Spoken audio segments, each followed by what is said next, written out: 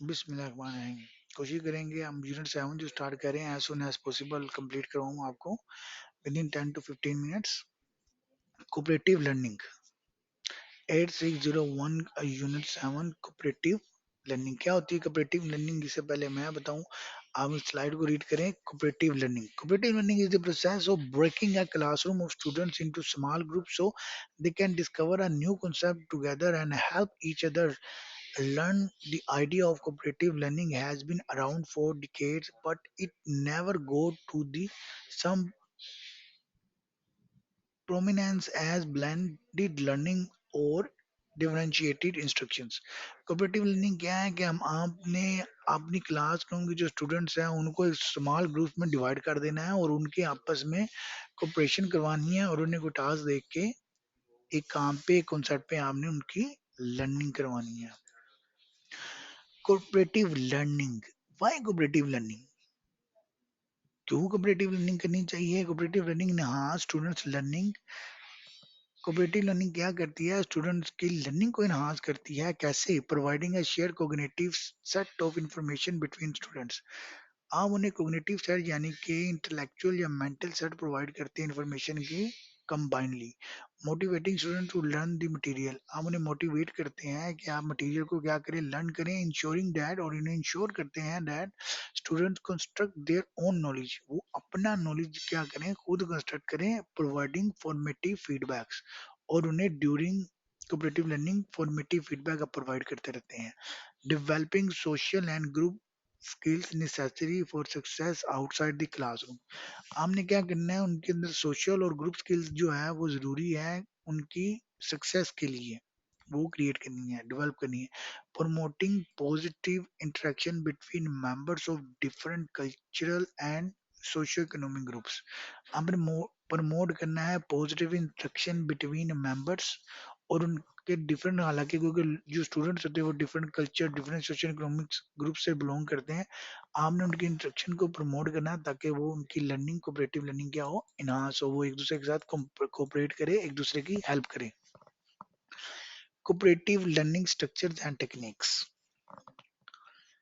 3 steps interview, ये क्या है, ये इसका स्ट्रक्चर भी है और टेक्निक्स भी है। आप 3 स्टेप्स इंटरव्यू करवाएं, राउंड टेबल सेटिंग करें, आप फोकस लिसनिंग करें, स्ट्रक्चर प्रॉब्लम सॉल्विंग करवाएं, 1 मिनट पेपर सॉल्व करवाएं, पेयर अनोटेशंस करवाएं और structure learning team group roles.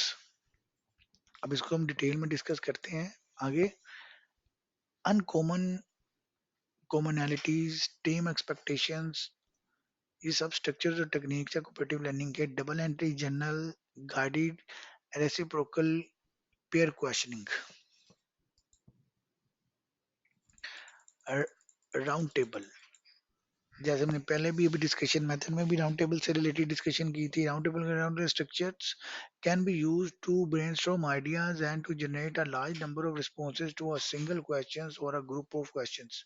Round table setting जब आप करते हैं तो उसमें आप जब कोई भी करेंगे इस स्ट्रक्चर के मुताबिक, आप कोई भी आइडिया देते हैं तो उससे रिलेटेड आप number of responsive single question के ऊपर और ग्रुप ऑफ क्वेश्चन के ऊपर गेट कर सकते हैं।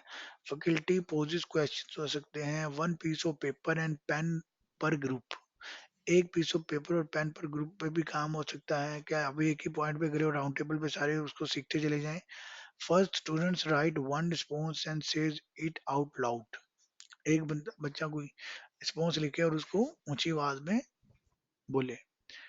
First student passes paper two the left, फिर वो क्या करे, लेफ्ट में अगले बच्चे को वो पेपर पास करे। Second student right and response, दूसरा बच्चा वर्ड लिखे और उसको ऊंची आवाज में पढ़े। Continuous down group until time elapse, और ये एक्टिविटी होती रही जब तक टाइम कंप्लीट नहीं हो जाता। स्टूडेंट्स में से पास एट एनी टाइम, स्टूडेंट कभी भी पास कह सकते हैं। Group stops when time is called, और ये एक्टिविटी करते हुए हम स्टॉप कर दें जब टाइम कॉल हो जाए। फोकस लिसनिंग, फोकस लिसनिंग क्या होती है? Focus listening can be used as a brainstorming technique or as a technique to generate descriptions or and definitions for concepts. Focus listening asks the students to generate words to define or describe something. Once students have completed this activity, you can use these lists to facilitate groups and class discussion. यानी कि सबने focus करना है कि एक बंदा जब बच्चा एक बोले उसने कौन सा वर्ड बोला उसको लिस्ट कर लिया फिर दूसरे ने बोला लिस्ट कर लिया और एट द एंड हमने क्या करना है उस पॉइंट्स और उस लिस्ट को आपस में डिस्कस कर लेना है क्लास में। इससे भी आपकी लर्निंग होती है और सब क्या बोल रहे हैं उसके ऊपर आपकी फोकस हो रहता है। नेक्स्ट है structured problem solving. Structured problem solving can be used in conjunction with several other cooperative learning structures. Have the participant brainstorm or select a problem for them to consider. एक problem रखली consider के लिए जिसको उन्होंने structure करना है assign number of two members of each group or use playing cards have each member of the groups be a different number or suit. Discuss task as group. Each participant should be prepared to respond. Each member of the group need to understand the response well enough to give the response with no help from the other members of the group. एक problem नहीं जैसे card play करना सब members को कहना participate करना और एक दूसरे की हेल्प नहीं लेनी। Ask an individual from each group to respond call on the individual by number और सूट। क्या हमने उस प्रॉब्लम के लिए सबको अलग अलग कॉल करनी है और उसको कहना है इसको सोल्व करो। 1 मिनट पेपर्स। नेक्स्ट स्ट्रक्चर और टेक्निक कोऑपरेटिव लर्निंग की। Ask student to commit on the following questions. Commit करे following question for example give them 1 minute and time them. This activity focus them on the content and can also provide feedback to you as a teacher. What was the most important or useful thing you learned today? जैसे आपने question किया 1 minute ने दिया कि ये ले paper पकड़े और 1 मिनट में इसके ऊपर लिखे। What two important question do you still have? What remains unclear?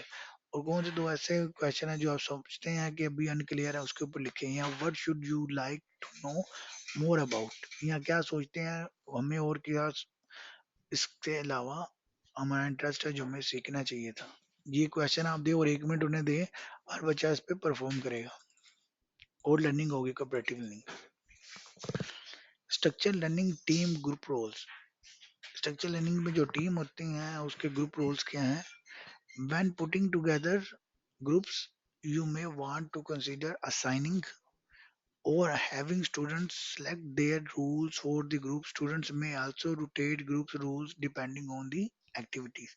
Potential group rules and their functions include उसमें क्या क्या शामिल होगा यानी हमने बच्चों के मुताबिक ग्रुप रूल्स डिसाइड करने हैं और उस रूल्स में क्या होते हैं जैसे लीडर होगा रिकॉर्डर होगा रिपोर्टर होगा मॉनिटर होगा वाइल्ड कार्ड होगा।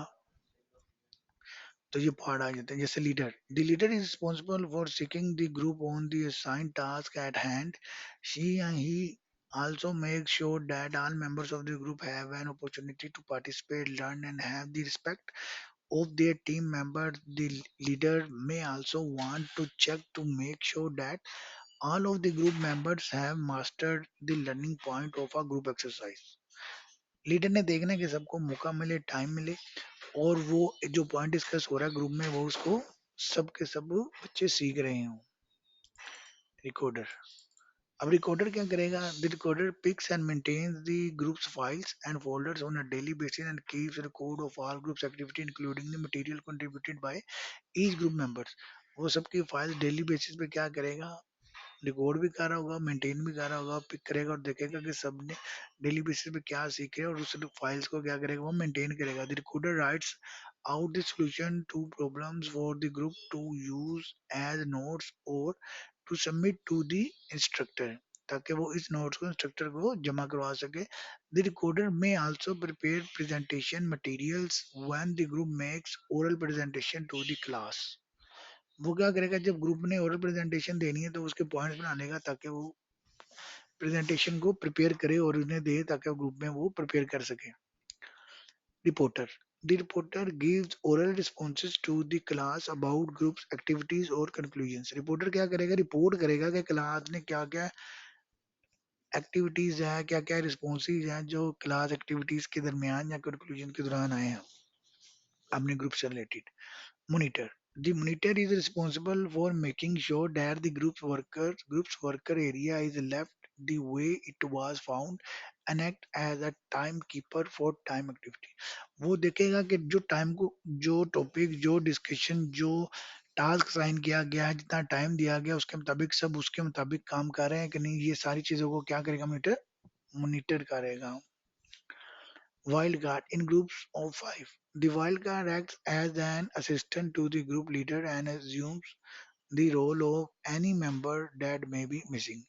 वाइल्ड कार्ड क्या होता है कि ये 5 ग्रुप्स में देखेगा जो सा भी बंदा मिसिंग है, जैसे लीडर मिसिंग है तो उसका रोल प्ले करेगा, अगर रिपोर्टर मिसिंग है तो उसका रोल प्ले करेगा, रिकॉर्डर मिसिंग है तो उसका रोल प्ले करेगा, मॉनिटर मिसिंग है तो उसका रोल, चारों में से जो सा मेंबर मिस होता है ये उसकी जगह पे उसका ये काम प्ले कर रहा होता है. Send a problem. Each member of a group generates a problem and write it down on a card. Each member of the group then asks the question to other members. एक हर member एक problem लिखेगा और card के ऊपर, और वो problem से related question दूसरे member से करेगा. If the question can be answered and all members of the group agree on the answer, then that answer is written on the back of the card. अगर उस question से हर बंदा agree होगा उस question के answer से, तो उसके पीछे, उस कार्ड के पीछे वो आंसर लिख लिया जाएगा. If there is no consensus on the answer, the question is revised so that an answer can be agreed upon. The group puts a Q question on the side of the card with the question on it and an A on the side of the card with an answer on it. Each group sends its questions card to another group. Her group अपने question आज दूसरे group को भेजेंगे. Each group member tasks one question from the stacks of questions and reads one question at a time to the group. After reading the first questions, the group discusses it. एक question के बाद group उसके ऊपर discussion करेगा, उसको finalise करेगा. If the group agrees on the answer, they turn the card over to see if they agree with the first group's answer.